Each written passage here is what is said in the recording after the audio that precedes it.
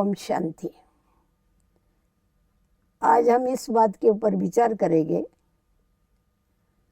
कि आज का मानव जो दिन प्रतिदिन दुखी होता जा रहा है, अशांति बढ़ती जा रही है, वैर विरोध बढ़ता जा रहा है, इसका मूल कारण क्या है?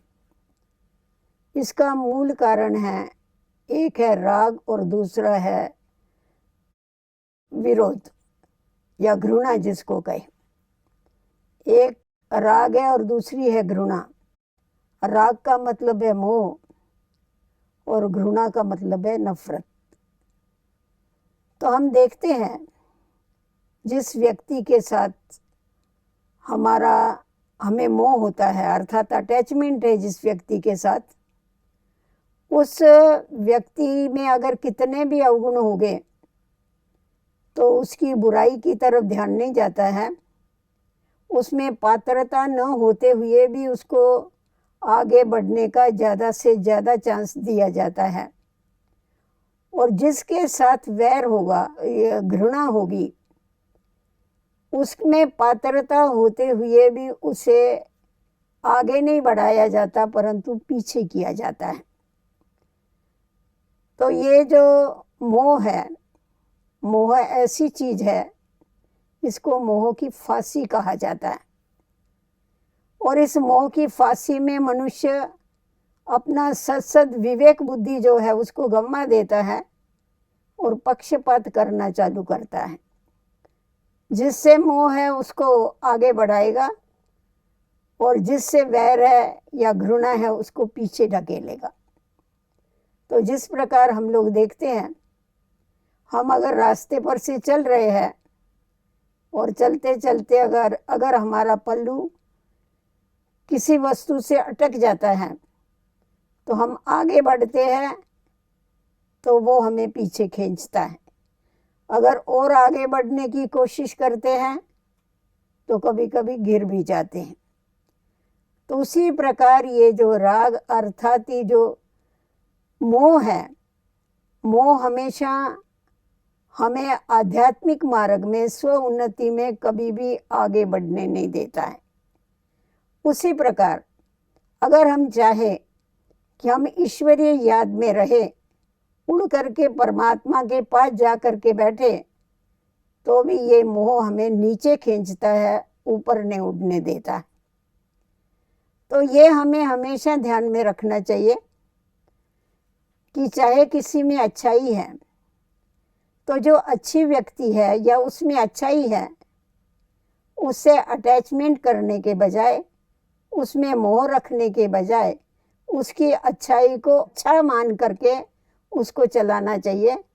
अगर किसी में बुराई है तो उस बुराई वाले के ऊपर रहम करके हमें उसको उस बुराई से छुड़ाने की हमेशा मदद करनी चाहिए। क्योंकि हम जो भी आत्माएं हैं, जो भी मनुष्य मात्र है, हम सब एक ही पिता की संतान हैं, एक ही घर के रहने वाले हैं। और ये सृष्टि एक रंगमंच है। इस रंगमंच के ऊपर हर एक मनुष्य आत्माएं अपना अपना पार्ट बड़ा एक्यूरेट प्ले कर रही है। आज हम जिनको अपना समझते हैं, ये बात बुद्धि में रखने की आवश्यकता है। आज हम जिनको अपना समझते हैं, ये कल किसी और के थे, आज मेरे हैं और कल किसी और के बनेंगे। क्योंकि ये जो भी हमारे नाते रिश्ते हैं ये परमानेंट नहीं है परंतु ये सदैव बदलते रहते हैं। इसीलिए हमें किसी में भी अपना बुद्धि का योग न रखते हुए, प्रवृत्ति में रहते हुए निवृत्त रहने का अभ्यास करना चाहिए। क्योंकि अगर ये बुद्धि में रहता है कि हम इस सृष्टि के ऊपर मेहमान हैं, मेहमान समझने से हमारा बुद्धि का योग कहीं भी नहीं जाएगा और हम आगे बढ़ते जाएंगे और सबके साथ एक जैसा बर्ताव कर सकेंगे, ना किसी से घृणा करेंगे और ना किसी में मोह रखेंगे। परंतु उसके लिए हमें ये याद रखना चाहिए कि मैं ईश्वर का हूँ और ये जो घर है ये भी उसका ही है। क्योंकि हमें जो भी प्राप्तियाँ होती है हम कहते हैं ये ईश्वरीय कृपा से हमें मिला है। तो ये सब कुछ ईश्वर का है, ये समझते हुए, प्रवृत्ति में रहते हुए अपने को कमल आसनधारी समझ करके चलना है। तो जैसा कमल का फूल ये कीचड़ में रह के न्यारा रहता है, वैसा ही हम प्रवृत्ति में रहते हुए सर्व रिश्तेदारों के, संबंधियों के साथ में रहते हुए न्यारे रह सकते हैं, अपनी बुद्धि को उपराम कर सकते हैं और ईश्वरीय याद में रह सकते हैं। क्योंकि हमेशा कहा जाता है, हमारे भारत में तो विशेष, गृहस्थ को आश्रम कहते हैं। आश्रम का मतलब ही है जहाँ पर सुख और शांति है। तो हमें ये देखना है कि मुझे मेरे घर को आश्रम बनाना है, अर्थात सुख और शांति की स्थापना करनी है। और सुख शांति की स्थापना वही कर सकते हैं जो अपने को हमेशा हर बात से डिटैच समझते हैं। जितना जितना हम न्यारे बनते जाते हैं, देह और देहधारियों से न्यारे बनते जाते हैं, उतना उतना हम सर्व के प्यारे बन सकते हैं। इसीलिए परमात्मा पिता हम बच्चों को यही सिखाते हैं कि आप अपना इस सृष्टि रूपी रंगमंच पर पाठ बजाते हुए सदैव न्यारे रहो और सर्व के प्यारे बनो और ईश्वर के भी प्यारे बनो।